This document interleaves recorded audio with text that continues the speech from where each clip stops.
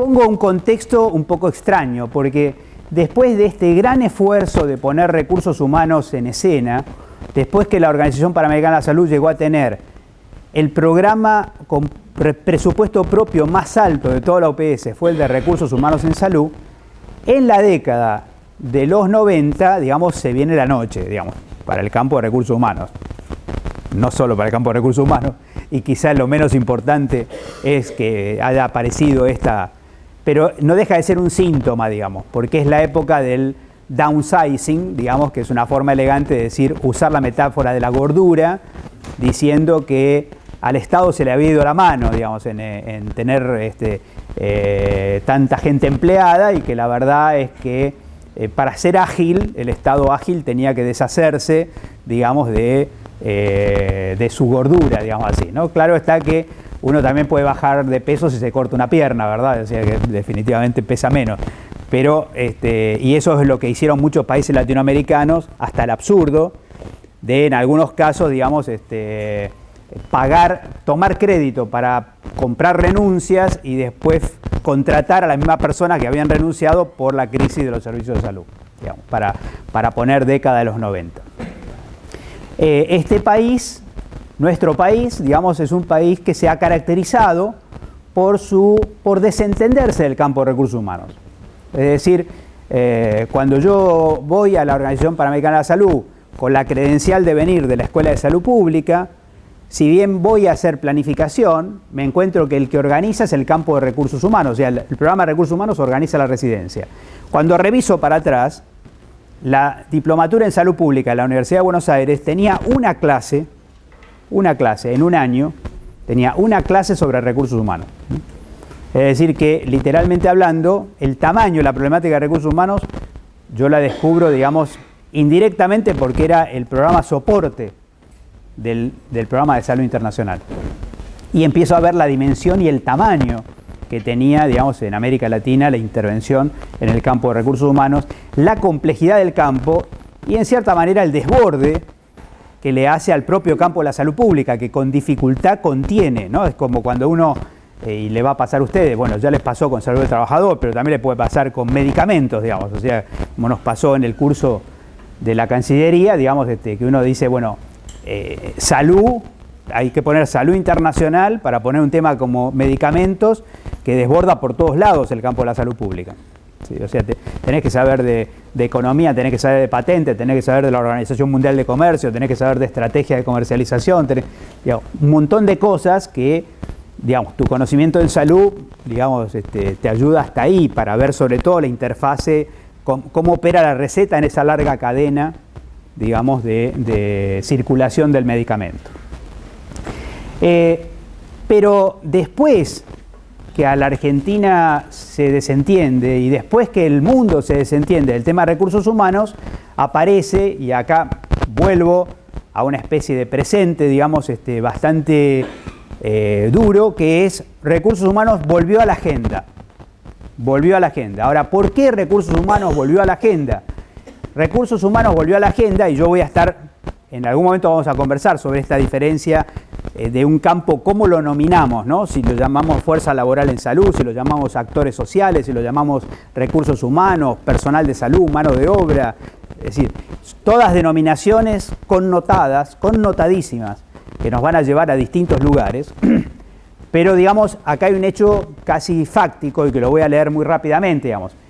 El movimiento de médicos de los países más pobres hacia los más ricos es un constante obstáculo para la salud global. Ghana, con 0,09 médicos por 1000 habitantes, envía doctores al Reino Unido, que tiene un índice 18 veces mayor. Los Estados Unidos, con 5% de la población mundial, emplea el 11% de los médicos del mundo y su demanda está creciendo. 25% de los médicos de Estados Unidos son graduados en el extranjero. Y la proporción de otros países como el Reino Unido, 37%, Canadá y Australia, es aún mayor. Muchos de esos médicos provienen de países pobres con altas cargas de enfermedad, precisamente aquellos países que no pueden afrontar una pérdida de profesionales. ¿Sí? Curiosamente, esta tendencia ha llegado a la Argentina, digamos, por fenómenos relativamente distintos, porque no se puede decir hoy que la crisis de médicos en la Argentina un país que hace 5 años le sobraban médicos, digamos, ahora le faltan médicos. Podemos recordar los jugosos diálogos, digamos, y casi cercanos al humor, como quien ve a Olmedo, digamos, entre Ginés González García y Jaime Echeverry, digamos, divirtiéndose sobre que no había que formar más médicos, sino mejores médicos, etcétera, etcétera. ¿Sí? De tal manera que se puede recordar todavía hoy, digamos, al profesor Ferreira intentando desde una universidad garage, digamos, controlar la educación médica, cuando las universidades públicas producen el 86% de los médicos, quiere controlarlo desde una universidad, digamos, casi pintada, digamos. Entonces, cuando uno ve esas cosas, digamos, se da cuenta de la irresponsabilidad, digamos, de nuestros liderazgos, digamos. Irresponsabilidad es lo más suave que se me ocurre decir, cuando no la complicidad para el desarmar al sector público, que hoy no solamente está desguarnecido en términos de equipamientos, en términos de presupuestos, sino también desguarnecido en términos de recursos humanos, específicamente donde cuesta abrir hospitales nuevos porque no se puede abrir porque, digamos, porque no hay con qué dotarlos, digamos, no sé con qué recurso humano dotarlos.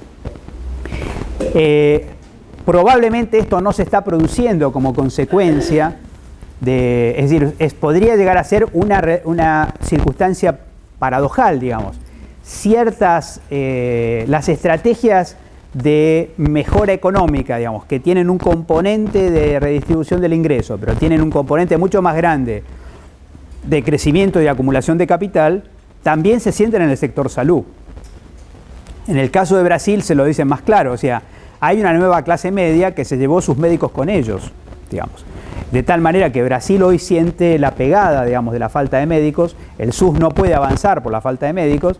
A Brasil se le ha ocurrido que Argentina podría ser un buen donante, digamos, porque según los números nos sobran médicos, pero también en la Argentina hay una brutal concentración del ingreso en el sector privado, digamos, generando un fenómeno por el cual, digamos, tenemos una aspiradora de médicos que se están trasladando al sector privado. Más de la mitad de los médicos, digamos, no hacen residencias en la Argentina y se desaprovecha, digamos, el 20% de las residencias y el 40% de las residencias de medicina general, digamos, de tal manera que, digamos, casi a lo mejor arranco por el final, si uno dice, digamos, como el cine moderno, conté el final de la película, digamos, estamos en problemas, digamos. Recurso humano, estamos en problemas. Fuerza laboral en salud, estamos en problemas. La siguiente. Ahora, el campo de recursos humanos ha tenido, digamos, una importante invisibilidad. Es decir, del campo de recursos humanos uno podría decir, bueno, ¿dónde está el campo de recursos humanos? O sea, parecería que está en el espacio de lo obvio, ¿no? Es decir, digamos, bueno, digamos, es como si habláramos de nosotros, digamos, o sea, a ver qué analista de recursos humanos dice, digamos, qué hace este conjunto de personas un sábado a la mañana acá, digamos, ¿no es cierto? Mejor no preguntarlo, ¿verdad? Mejor no preguntarlo. En ese sentido, digamos, es difícil que venga un analista de recursos humanos y se siente acá y diga, a ver qué pasa. Porque el problema primero es que cuando hablamos de recursos humanos, es una reflexión que en la práctica es una autorreflexión, ¿no? O sea, cuando yo puedo objetivamente hablar de medicamentos, puedo objetivamente hablar de equipamiento, digamos, pero cuando hablo de recursos humanos estamos hablando de nosotros, ¿no? De tal manera que es un objeto en el cual el sujeto que lo analiza está incluido en el objeto analizado, ¿sí? Entonces, hay un tema de invisibilidad. ¿Por qué? Ahora, la siguiente. La medicina social no puede ignorar, digamos, que también puede haber una opacidad intencional, digamos, porque una licenciatura en relaciones laborales nos debería permitir, sigamos un poquitito más, y una más, digamos, nos permitiría decir, digamos, bueno, si uno lee libros de administración, se encuentra con la sorpresa de que lee interesantísimos libros de administración y terminás de leer un libro de administración y te preguntás, ¿y acá quién labura, digamos, ¿no? Porque el tema de los trabajadores no aparece en los libros de administración. O sea, uno puede recibirse de licenciado en administración, digamos, casi sin reflexión sobre el tema del trabajo, ¿no? Sí, quizás sobre el tema del recurso humano tomado como un factor productivo, digamos, pero el tema del trabajo y de las relaciones laborales, digamos, es un tema que de alguna manera hay que ocultar, digamos, porque, vamos a decirlo así, porque en realidad, porque el tema implícito en recursos humanos es que, o en fuerza laboral o en fuerza de trabajo, es que en realidad algunos se apropian del trabajo de otros.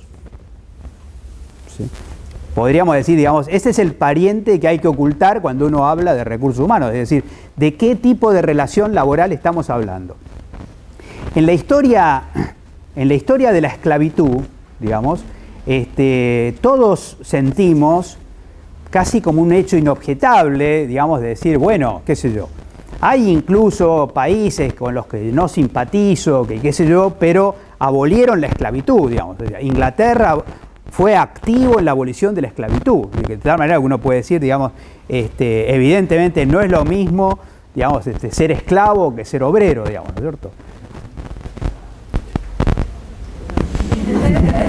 He dejado un silencio, digamos, para que reflexionemos justamente sobre esto, porque la verdad es que Inglaterra, que es pionera, digamos, en la abolición de la esclavitud, digamos, y los abolicionistas son en cierta manera los norteños de la Guerra Civil Norteamericana, digamos, que traen este concepto, a pesar de la historia de Washington, digamos, y de otros esclavistas, digamos, de los primeros presidentes de Estados Unidos, a pesar de la tremenda deuda que todavía hoy Francia tiene con Haití, digamos, ¿no? O sea, el país de la Revolución Francesa, digamos, que dejó en claro que la Revolución Francesa era a condición de que seas blanco, digamos.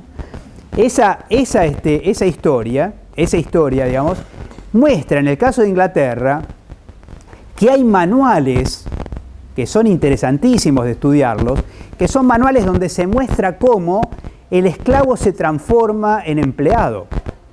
¿Sí? Por ejemplo, la libertad de los esclavos era una libertad condicionada que incluía, digamos, 5 años de trabajo rentado bajo el mismo dueño, digamos, que antes era dueño de los esclavos. ¿Sí? Es decir, que se podría decir, digamos, que el trabajo asalariado fue en cierta manera, digamos, doblemente consecuencia. Primero porque es la producción esclavista la que genera la acumulación de capital que permite la producción capitalista, es decir, de dónde sale el capitalismo, digamos, de dónde sale el dinero del capitalismo, si no es del imperialismo, del colonialismo, de la esclavitud. Y con ese acumulado se pasa a una fase, digamos, más civilizada de relación laboral, pero hay que fabricar al obrero, hay que fabricar al empleado. En el caso particular de Inglaterra, como Inglaterra tenía además, al inventar la revolución industrial, tiene una fuerte colisión interna entre empresarios y terratenientes, digamos, acá se agrega un tema, una parte de las historias, una más de las historias negras de la humanidad, que tiene que ver con el uso estratégico que hacen los industriales ingleses de la crisis de la hambruna de Irlanda. ¿Sí? Es hasta hoy otro escándalo más de Inglaterra, digamos, más uno. El tema de cómo Inglaterra va a forzar a Irlanda a que cumpla sus compromisos internacionales de venta de alimentos al mismo tiempo que sufre la peor hambruna de su historia y que es uno de los orígenes, digamos, de que hay irlandeses en la Argentina, en Estados Unidos y demás, porque Irlanda literalmente se despuebla. Pero una parte de esa despoblación va a la Revolución Industrial Inglesa, bajando el conflicto, digamos, entre los industriales y los terratenientes que no querían que le sacaran a sus campesinos para la Revolución Industrial.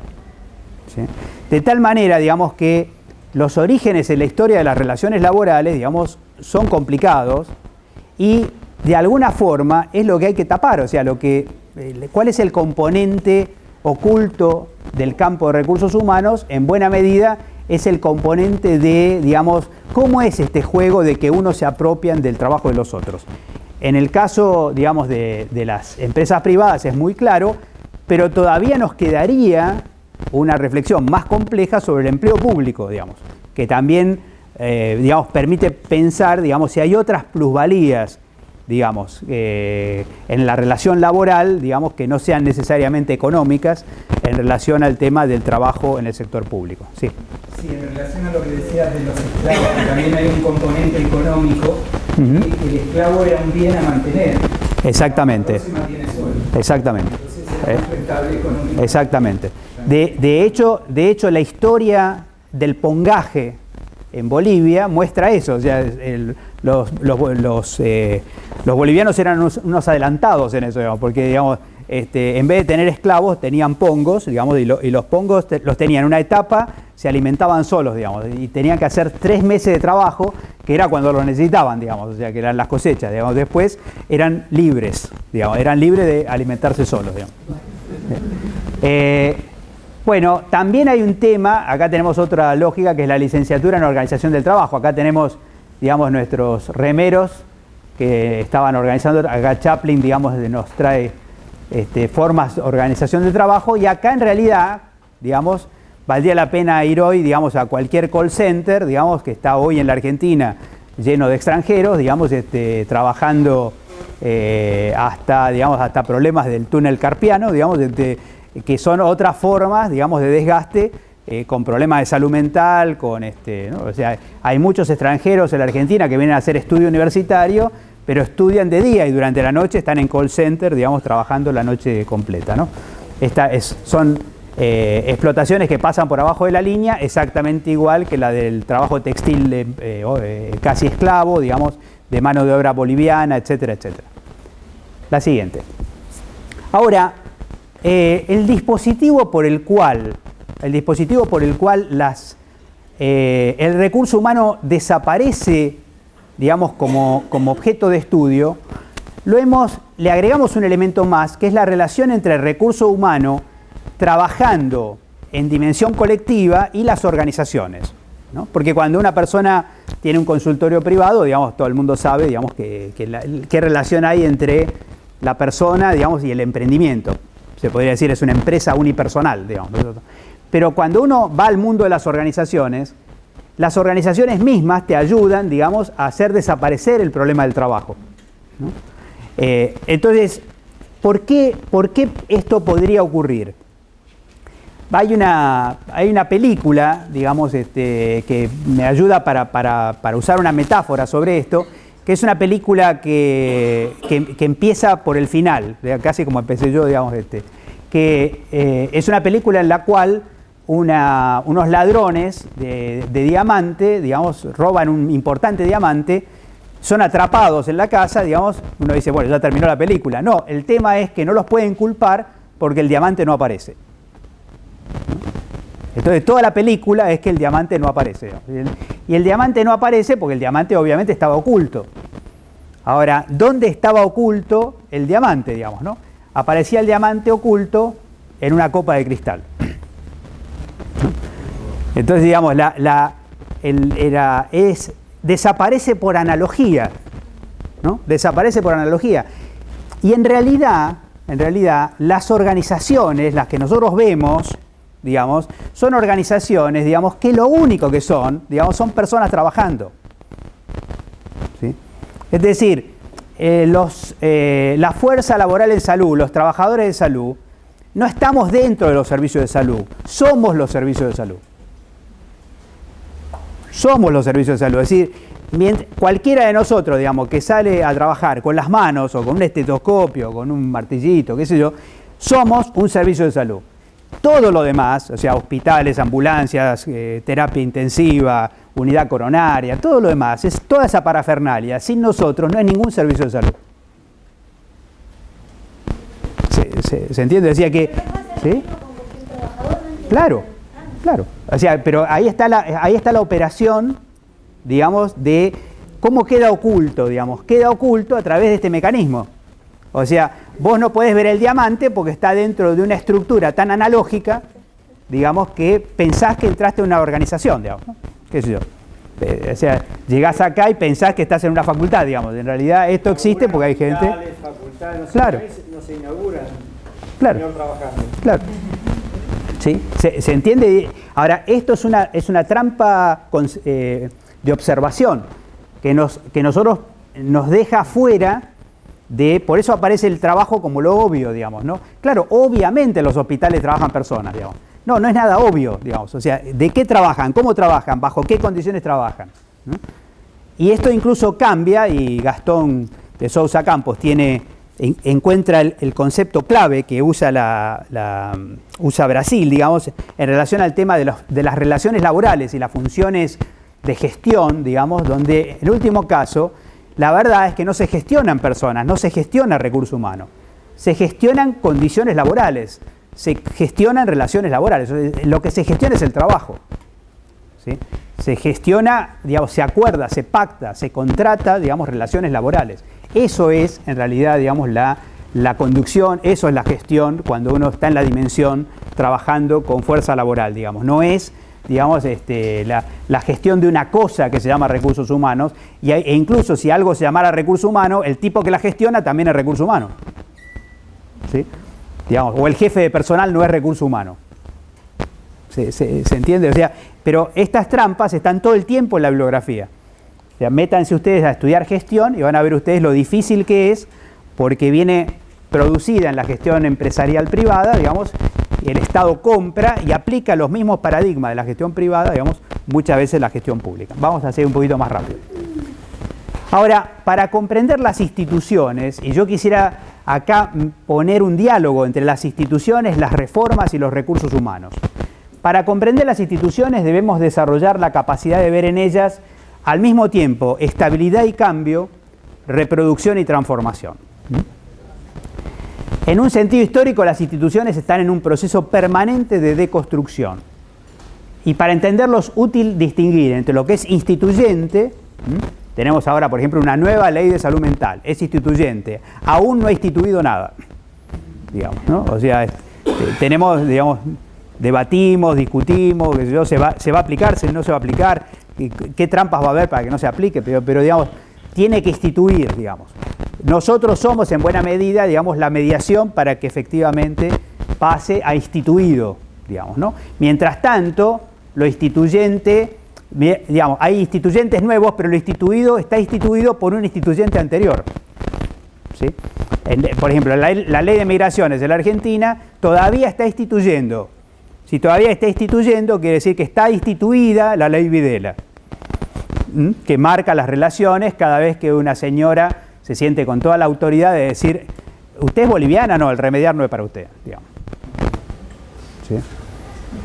O sea que, digamos, Videla sigue vivo, digamos, cada vez que alguien discrimina a un migrante en el acceso a los servicios de salud. En función de las exigencias del ambiente, bueno, el instituido es el conjunto de acumulaciones materiales y simbólicas de las organizaciones. En función de las exigencias del ambiente, estas acumulaciones pueden operar como una fortaleza o como una carga, ¿sí? Es decir, que no siempre, digamos, grande es mejor, digamos, ¿no es cierto? A veces grande significa más rigidez para poder generar modificaciones sustantivas, adecuaciones sustantivas. Veamos la siguiente. Y acá vamos jugando un poquito con una secuencia, con varios toques, digamos. Según su capacidad de adaptación, es decir, su capacidad de comprender y orientarse, las instituciones le pueden pasar distintas cosas. Vamos viendo qué le puede pasar. Por un lado, se pueden debilitar, digamos. Por otro lado, pueden, ahí está. Se pueden hacer porosas, de cierta manera aprender de lo que está sucediendo en el ambiente externo. Se pueden asociar, digamos, y entrar en redes. Pueden eventualmente, digamos, entrar en situaciones críticas, encerrarse sobre sí mismos bajo ciertas, casi sanamente, digamos, en un primer momento cuando se sienten amenazadas. En otros casos pueden entrar en conflicto interno o externo, pero también, digamos, pueden, en algunos casos, un toquecito más, colocarse en la punta de algún segmento y liderar, digamos, qué sé yo. Todas estas cosas le pueden pasar a nuestras organizaciones, digamos, ¿no? Ahora, claro, no es que le pueden pasar, también las podemos hacer pasar. Y de eso, en cierta manera, se trata, digamos, pensar, para decirlo gráficamente, si recurso humano es un objeto sobre el cual vamos a reflexionar, digamos, o recurso humano es un sujeto que reflexiona, ¿sí? Es decir, digamos, aquí la diferencia entre sujeto y objeto es clave y sobre todo te obliga también, digamos, a jugar con una cierta ambivalencia porque en algún sentido, digamos, la fuerza laboral en salud es sujeto y objeto, ¿sí? que es quizá lo más complejo, cuando vos tenés que trabajar con estas dos dimensiones, digamos, ¿no es cierto? Cuando me subí a un avión y la azafata me cuenta a ver cuántos pasajeros tiene, digamos, claramente soy un objeto, digamos, o sea que no he pasado a ninguna dignidad de sujeto porque la azafata me cuente, digamos, ¿cierto? Y cuando hacemos demografía profesional pasa lo mismo, digamos, ¿cierto? De cuántos médicos, cuántas enfermeras, cuántos odontólogos, digamos. Otra cosa es ver la emergencia del sujeto, que es, digamos, sí, pero no cualquier odontólogo, digamos. Entonces ya cambias un poco. Veamos la siguiente. Ahora, hay reformas y reformas, porque en cierta manera, digamos, todos sabemos que el sector salud, digamos, necesita modificaciones. Pero este sector salud que necesita modificaciones ha sido, en los décadas de los 90, ha sido puesto en un dilema dicotómico, digamos, que sería reforma o resistencia a las reformas. ¿Vos de qué lado estás, digamos? Entonces, si estás resistiendo a la reforma, sos un anacrónico, digamos, que estás en el pasado, digamos, ¿no es cierto? Ahora, claro, si uno en cierta manera, digamos, ve que hay reformas y reformas, entonces rompe la trampa del canibalismo de los organismos internacionales y dice, mirá, no, o sea, hay reformas que son reformas regresivas, dale un toquecito más. Hay reformas que son las regresivas, que son las que me está proponiendo. La verdad es que no puedo durante 2 décadas estar a la resistencia, sino que también tengo que ser proactivo para generar reformas progresivas. Porque de lo contrario digo, le voy a pedir a la población, por favor, que se siga fregando, digamos, y siga teniendo servicios de salud horribles, porque estamos resistiendo la reforma del Banco Mundial. ¿Se entiende? O sea, ¿por cuántas décadas, digamos, podés pararte en ese lugar? Digamos, en algún momento tenés que ponerte en otro lugar, es decir, no, mira, pero además hay que mejorar la calidad de los servicios, además hay que hacer otra alianza con la población, además hay que explicar a la población lo que se está jugando. ¿Sí? Si no, digamos, es muy loable, digamos, pero es una estrategia de tiempos cortos, digamos así, ¿no? Vamos a ver la siguiente. Muy rápidamente, digamos, los primeros rasgos, una menos. Los primeros rasgos de reforma para hacer una corrida electroforética de las reformas, digamos, disculpen medio médico esta metáfora, pero digamos, se te viene todo mezclado, digamos, entonces te dicen, no, ¿qué doctrina, digamos? Las reformas regresivas se basan en la idea de que esto va a mejorar si hay competencia, digamos, ¿no? Y hay otra que te dice, no, mirá, esto va a mejorar si hay más solidaridad, digamos. Otro, en recurso humano, digamos, te aparece recurso humano como un factor productivo que se compra y se vende, ¿no? En Estados Unidos, el buen profesional es el que en su vida ha estado en 10, 12, 15 lugares distintos, porque se nota que es ambicioso, digamos, ¿no? En otros lugares, estuviste en este lugar y te jubilaste en este lugar, eso es lo loable, digamos, o sea que digamos, fortaleciste una institución, digamos. Para el modelo norteamericano no, digamos, tenés que saltar todo el tiempo de lugar, incluso si es posible de territorio también, ¿no? Otra cosa es pensar el recurso humano como sujeto. Una cosa es que te interesa la población, pero solamente como población encuestada. Otra cosa es que la población te interese participando. Una cosa es que tengas un modelo prestador, que te hablan de reforma en salud, pero lo único que te están hablando es de mercado de servicios de salud. Y otra cosa es que el modelo prestador sea autonomista, donde vos no necesites cada vez más servicios de salud, sino por el tipo de contrato que se hace con la población, necesites cada vez menos servicios de salud, ¿no? O sea, no es que mejora porque hay más consulta, digamos. De repente mejora porque hay menos consulta, digamos, porque la gente no necesita, porque hubo una transferencia real de conocimiento a la población para que esto no vuelva a ocurrir. Cuando vamos a los componentes de tecnología, las reformas regresivas, dicen el mercado va a arreglar, digamos. Uno de los mercados más imperfectos del planeta, es decir, los pacientes no saben lo que consumen, digamos, hace que te encuentres con lugares como Bahía Blanca, digamos, con 25 tomógrafos computados, digamos. Si querés que todos ganen, tenés que hacerle tomografía a la cefalea, digamos. Digamos, cada vez que dices, no, querido, me duele la cabeza, una tomografía computada inmediatamente, digamos. Primera cosa, digamos. La tecnología en salud es de lo que más grita y pide regulación. La descentralización es promovida, pero es promovida como privatización. Piensen ustedes los seguros provinciales de salud, digamos, que son el caballito de Troya que tenemos hoy metido en el sistema de la mano del del nacer y del sumar y del que va restando. Y, digamos, pero la descentralización también puede ser una oportunidad para generar instancias de cogestión, digamos, porque hay más posibilidades de control social dentro de ciertos fenómenos de descentralización. La configuración ideal para la reforma regresiva es generar gigantescos archipiélagos que organicen a la oferta y que desorganicen a la demanda. Es decir, nadie quiere una organización de los consumidores, digamos, pero sí que se organicen los productores, digamos. La configuración de una reforma progresiva tiene que ver con la lógica de redes. El financiamiento es estratégico, digamos. Nos están vendiendo incluso como progresista seguros, que son claramente subsidio a la demanda, digamos. Todavía hasta hoy, digamos, la mejor forma de gastar dinero en salud es el subsidio a la oferta, digamos. O sea, es prestar servicio de salud, ¿no? Pero algunos nos quieren convencer de que a futuro no hace falta hospitales públicos, con que haya financiamiento público alcanza, ¿no? La legislación, claramente, en la reforma regresiva protege al inversor. Recuerden, invertir en salud, digamos. Mientras que una legislación en una reforma progresiva tiene que proteger al ciudadano, digamos, ¿no? La siguiente sería, y finalmente, en términos de calidad, la calidad para lo regresivo es complejidad, porque es agregado de valor para vender productos más caros, o sea, como se hace habitualmente en la industria, digamos, ¿no? Qué buena esta industria, le agrega valor, digamos. Le agrega valor significa que un paciente entra por una cosa y termina haciendo 70 cosas que no quería. La calidad en una reforma progresiva es adecuación. La consecuencia en una reforma regresiva es mayor exclusión y en una reforma progresiva es mayor inclusión.